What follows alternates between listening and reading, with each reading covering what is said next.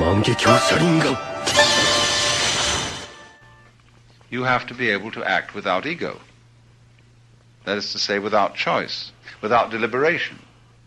Now, to act without deliberation is to all right-thinking people a very foolish thing to do. You say, look before you leap. But we also say, he who hesitates is lost. The Zen method is a way of teaching people to get with themselves in the larger sense of self than the ego.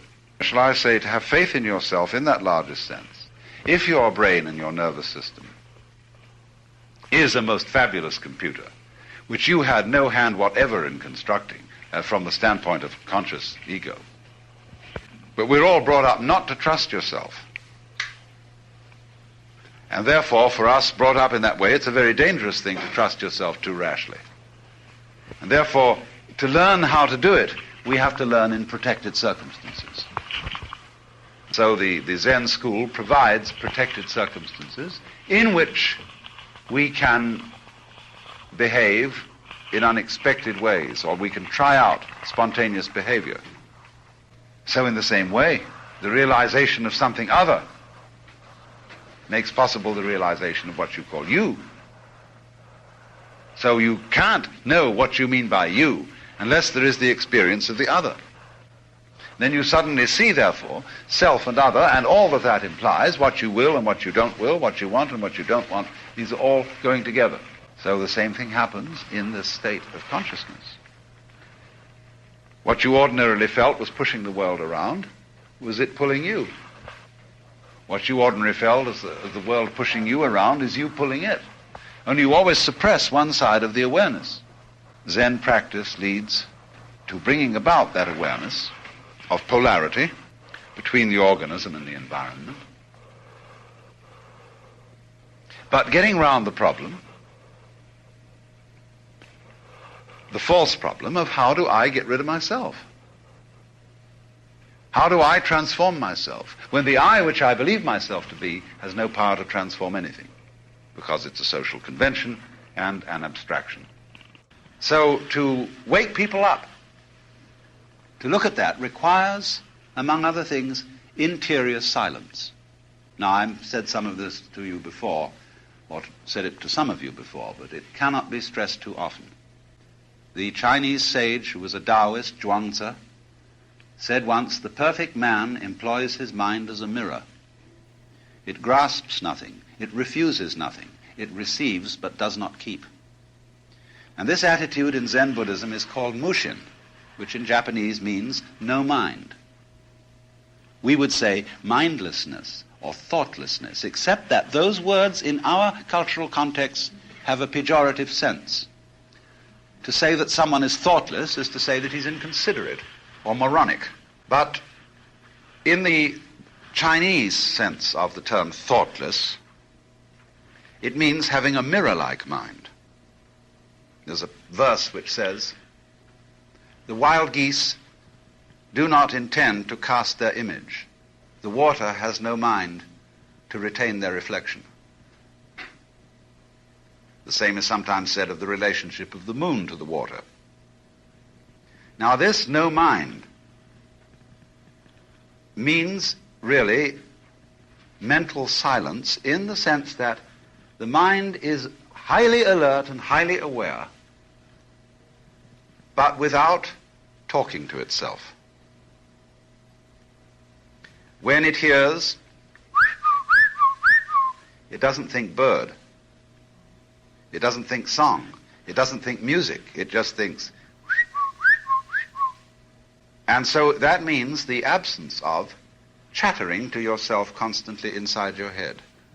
Whether you're doing it in words, whether you're doing it in numbers, or whether you're doing it in abstract images of some other kind. To become still. And to reflect the world as a clear pool reflects the sky. Well, why is that important? Well, I can give at least two reasons. One is that if I am to talk all the time, I will not have anything to talk about except my own verbiage, because I won't listen to what anybody else has to say. In exactly the same way, if I think all the time, I won't have anything to think about except thoughts. So just as I have to stop talking occasionally to hear what others have to say, so I have to stop thinking occasionally to have something to think about. Otherwise, I'm sort of like a bookworm, a person who never gets out of a library, who reads and reads and reads but has no contact with the life that books are about. Now, it's very difficult, you see, to have a silent mind, because we are creatures of habit, and we think incessantly. Now, the second reason is that we are very bothered by our thoughts. One reason why Americans in particular don't like to be alone, and even if they are alone, they turn on the radio or the television or read a magazine, is that they're disturbed by their thoughts. I'm left alone with my thoughts, and I start worrying. For example, what do we worry about? We worry about the future, or we regret things we've done in the past. But the future is not here, and the past has disappeared. The future and the past, as it were, do not belong to the physical world. They are abstractions. And what we remember of the past is a very attenuated image of it, and what we predict for the future is never quite like what happens. In fact, it's very unlike it.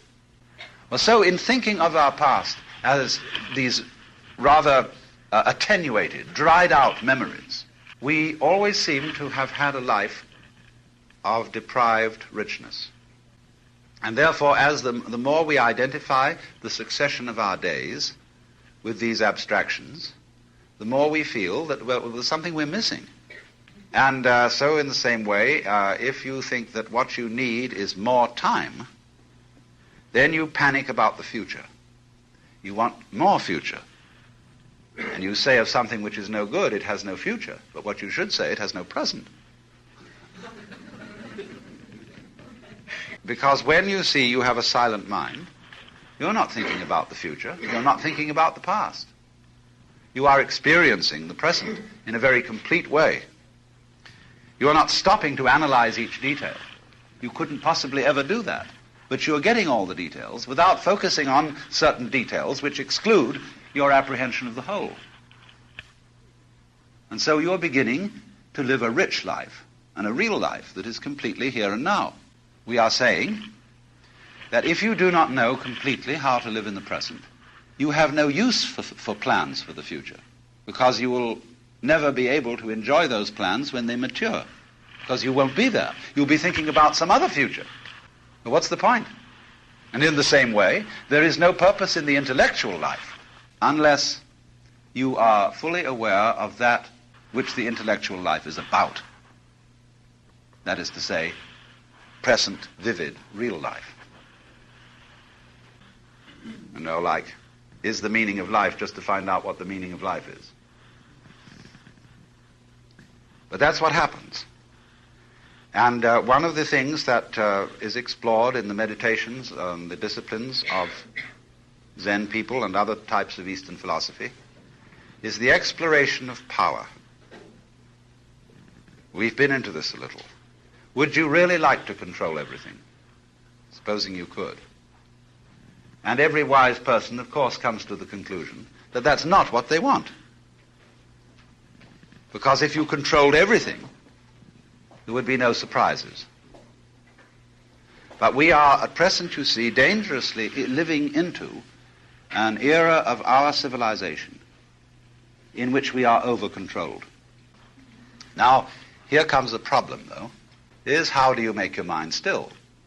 The Zen teacher uses all sorts of tricks to get you away from the fallacy of trying to make your mind still by force, which is like trying to smooth rough water with a flat iron. All you do is stir it up. I am thinking that I am trying not to think. I am annoyed with myself because I am not successful, etc., etc. I should be successful. All these are disturbances. All these considerations, they're off the point. But how to get people off them? You have to reach a point, in other words, where you learn to leave your mind alone as you leave rough water alone so that it becomes smooth of itself. But while you conceive you're waiting for this to happen, you're still stirring it up. You therefore have to get rid of the sensation that there is you, the thinker, watching the thoughts. You, the feeler, separate from and trying to control the feelings. Because so long as that separation exists, you'll have trouble. If you want to know what truth is, you must be open to truth, whatever it is. But if you say only that truth will be acceptable to me, which supports my conception of my ego, then you're not open. And you say, yes, I see. But then you say, how can I be open? You ask me how to be unselfish. But what is your reason for wanting to be unselfish? You don't want to be unselfish at all. You want to find a new way of getting around it all. People come to see there's absolutely nothing they can do at all to stop being selfish. So they see after a while that trying to stop being selfish is the same thing as selfishness. Trying to get rid of grief is grief. And so when you see that, there comes a point which we could best call giving up, surrender. There's the point of absolute frustration followed by surrender. And then in that moment of surrender, when you see you just can't do anything about it, you suddenly have a quiet mind. There is no further effort, you see, to say the thinker and the thoughts are one. That's a formulation. The experiencer and the experience are one experiencing. You don't need to say that. Because that's not the point. The formulation of it is not the point. It is the actual experiencing itself that is the point.